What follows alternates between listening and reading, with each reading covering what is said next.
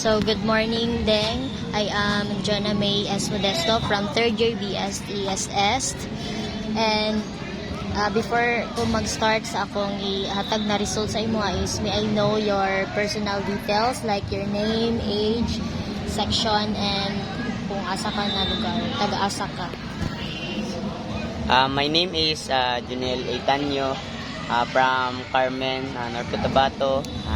I'm 19 years old and I'm first year 1 BPD. Okay, thank you. So, before na ako ihatag ang result, nag-conduct na ko last week is inan ako na ang personality sa tao is nag-change siya every 6 months.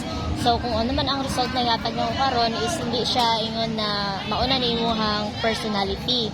So, based sa nahatag na ko nga conduct last week is ang imuhang personality is ikaw ay isa ka sanguine person. So, ihatag na sa imo then basahon na lang imo ni explain ako.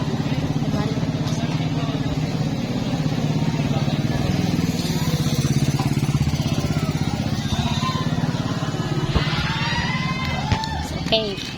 Explain ako sa imo ha.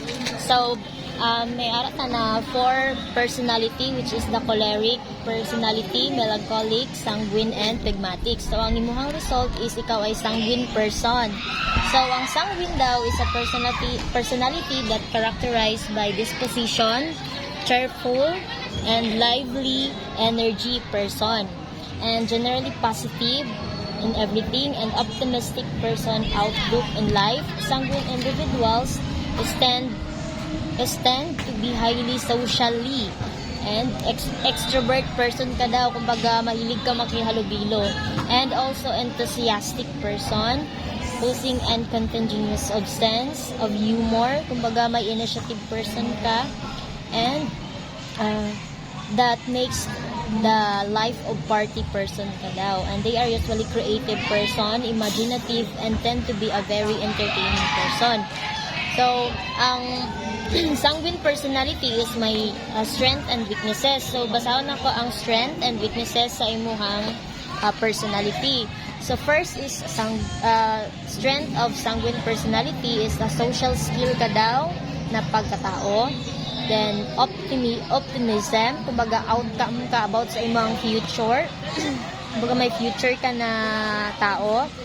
Then, enthusiasm, baga eager ka sa tanan nga enjoyment sa na imong ma-interact.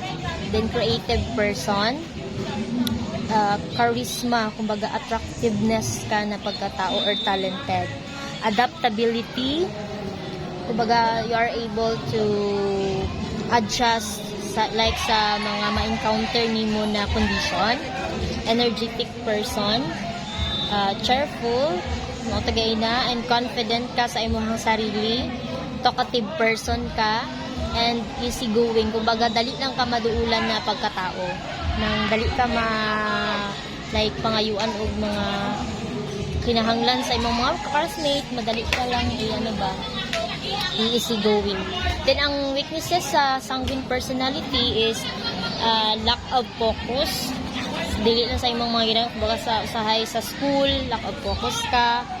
Impulsivity, overconfidence, usahay ka sa imong sarili. Then poor concentration, same lang sa lack of focus, kumbaga lang usahay ba luya ka, wala ka kabalo nga, wala ka nakapokus sa imong ginahimo. Then mood swing, attention seeker, recklessness, kumbaga inconcern ka sa imong mga ginahimo sa high. Forgetful, selfish ka sa imong sarili and sa imong mga friends.